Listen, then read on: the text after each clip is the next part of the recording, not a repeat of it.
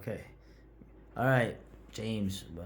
I keep mentioning gaming, particularly wargaming. A lot of the guys who are pretty smart and seem to predict a lot of things uh, have a gaming background, particularly wargaming.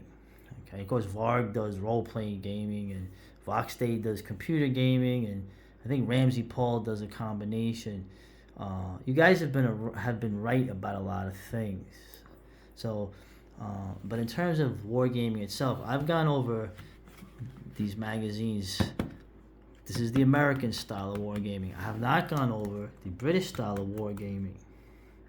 Um, Essentially, just opening it up, you can see the difference. The British love. I mean, who doesn't love this? Look at this shit. They love the figurines and the almost like the backgrounds, the settings. I mean, they actually make like the battlefields and the trees, like almost something out of like a railroad set, trains set. And look at the gaming. They have huge tables. Now, of course, this is more looks like something that you see like in a war college. Lots of maps, lots of history. You would almost not think this is a gaming magazine until you get to the end of the article, and then they advertise. Then they advertise the game. Okay, so essentially, British style wargaming and the American style wargaming. Okay, surprisingly, the British seems more not as serious as the American. But what's your thoughts on these two kinds of? Most people don't do both. When I was a boy, I did this. I did my own versions where I found in a model shop these Airfix historical miniatures. You get a whole platoon of men of different armies, and you could have the 8th Army against the Afrika Korps, and you could have the Zulus against the British. I even had Roman legionnaires and Bretons, so you could have them. I had redcoats and bluecoats from the Revolution, and I'd make paper maps that would stretch on when it wasn't Christmas season, when we didn't have the train track up, it would be like two of these tables together in the basement that would I'd make little paper houses and trees and everything like that. That's really I'd bring cool. Dirt in from outside. I didn't know put that. on there. You did that. And I didn't really know how to make a game out of it. I was basically involved in a type of action modeling. Okay. Where I'm trying to take what would this cannon do to these guys? Could it hit it? Didn't know how to resolve it. So I never actually played any of this miniatures tabletop gaming until long after I learned how to do this. This always appealed to me, but it's very expensive. Yeah. And it's very time consuming. So as a working man that didn't make a lot of money and worked a lot of hours, this was never an option for me. I didn't have the money or the time for the figures and the paints. When I was 11 years old and reading had just set my brain on fire, I went to Toys R Us and I saw what looked like books. And the book said Panzer Blitz. And it was called a bookcase game. And you pull it out. I buy it. I got to buy it. I had $10. It cost $9. I take it home and it's these scenario cards, all these unit counters and sheets.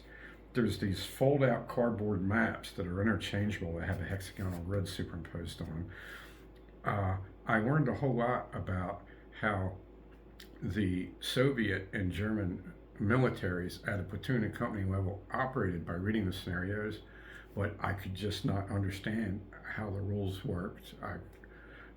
I still have a hard time reading the game rules and then figuring it out without having somebody showing me.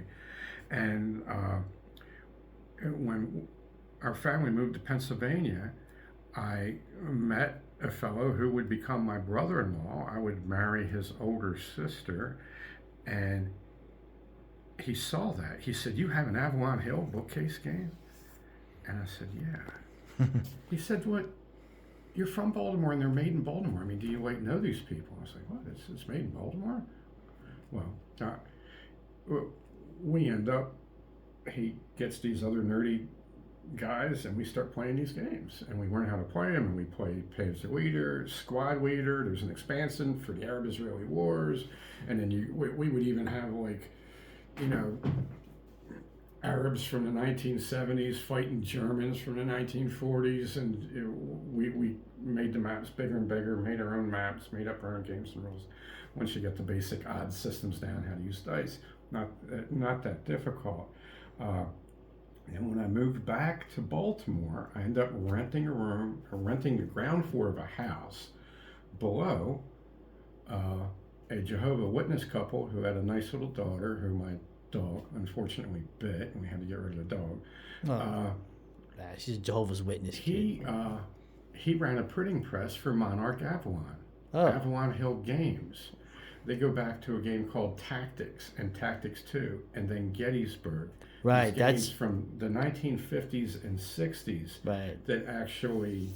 That's the famous one. Right, and then the big breakout game that legitimized it was a game called Golf Strike. Then when I got hurt, I didn't know. When I moved back to Baltimore, I live under a guy that prints these games, and I'll show my son how to play the game, and we'll play a little bit of this. Mostly I just played Squad Leader Solitaire with myself. Okay. But I didn't know any gamers until I got seriously injured and had 6 months off of work, and I started going to Tattoo Rick's bar, which is where I did all my violence study interviews. I remember that place.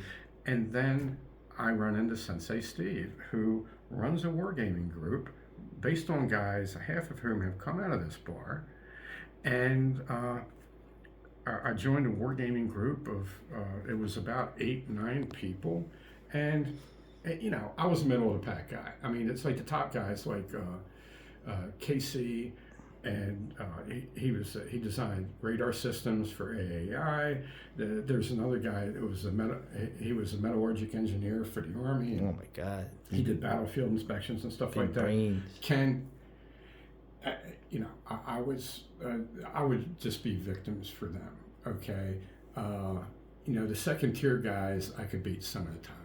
You know, I mean, I was good, and my strong suit in wargaming is using terrain. I tend to be good at using terrain for different things.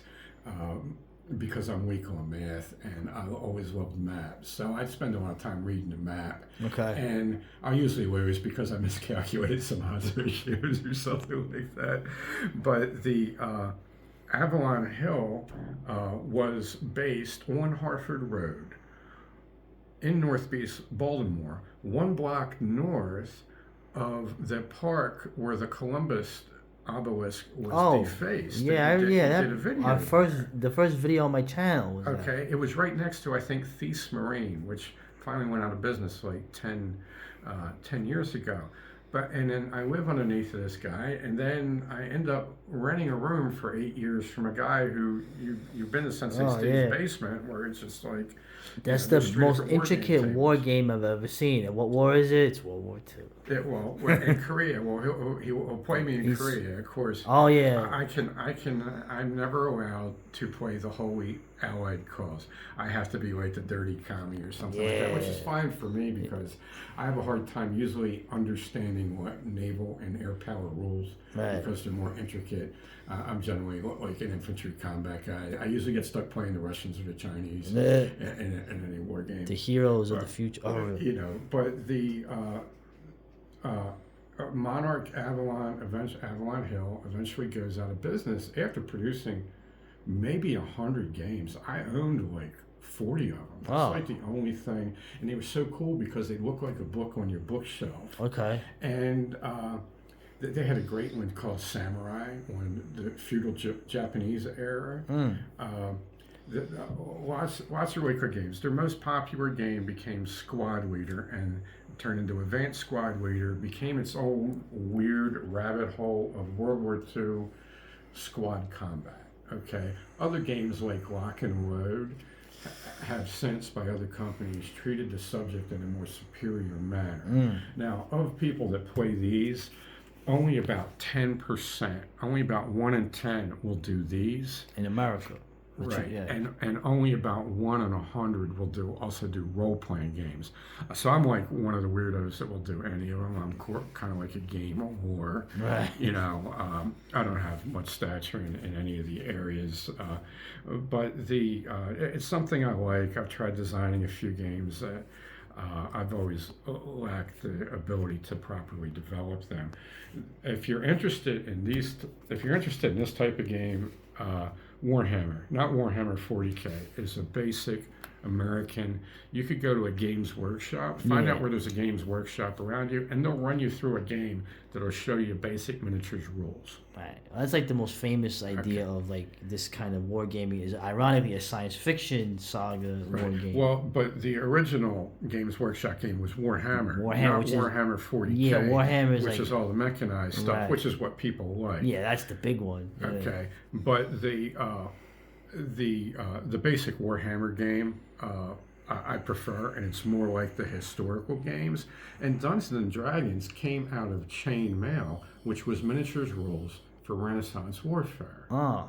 Okay, so role playing came out of this. Yeah, right. Well, it did. Yeah, Gygax said that. And they even used the same. You use the same little guys and everything. Now, the best war game designer in history is Mark Herman. Okay, he's designed, I think, as many war games as Avalon Hill ever published. He expanded war game design, made it. He's the first person to do realistic ancient combat war game design, even though it's not a popular field. He's the genius. He's the dean. Whatever subject you're into, you find Mark Herman's version of it, and you're probably going to find the best version of it. He's all guys that currently play these war games who are usually older than me. Yeah. Oh. He's like their dean. Yeah. Okay. And they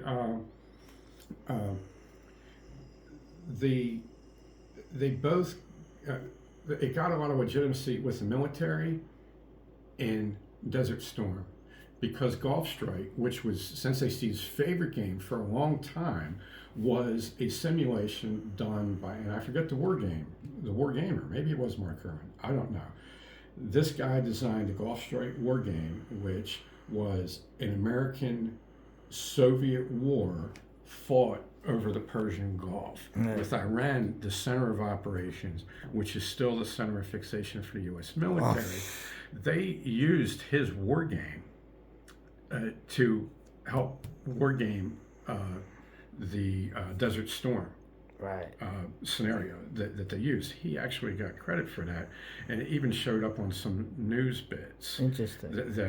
So that in the 1990s, it was a lot easier to get somebody to play one of these tabletop war games, because the computer thing hadn't gotten real big. Yeah. And and that had just happened, and it was just this brilliant, master stroke that Schwarzkopf did, and it basically, comes out of the kind of thinking you can develop, playing these types of games. So you could play a game like this, and military battles will make more sense to you after you play this type of game. Okay, that was. It really is an American thing, and it was particularly a Northeast Baltimore thing for like 30 years. Northeast Baltimore was like the center of this, at least where it got printed and published. The designers came from everywhere. It was like writers; they come from everywhere, and then it'll be the center of the publishing center. Well, I must say, in terms of my interest of history and this stuff, I kind of like both styles of wargaming, but as you said, this is a lot more involved. I think the figurines and the painting this goes back to chess. Yeah, okay. Okay, this does, and we'll talk a little bit more about chess when we talk about the ancient conquerors and Timur. Timur had played chess by himself every night. Oh, you had mentioned that. Okay. 4D chess. And he had a double chessboard made with twice as many squares, twice as many pieces, so he could work out more scenarios. And this was a man that never held a council of war, always kept his own council, and won every battle. Interesting. Okay. So He it's made not his just war game. it's not just games. Although I